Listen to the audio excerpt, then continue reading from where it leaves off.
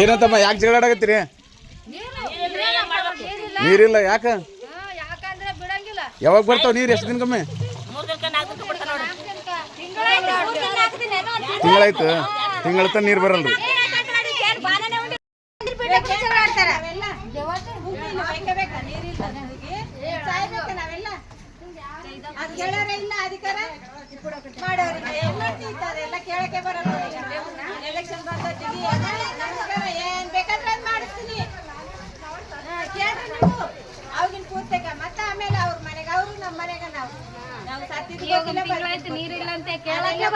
ಈಗ ಎಷ್ಟು ದಿನ ಆಯ್ತು ನೀರು ಬರವಲ್ದು?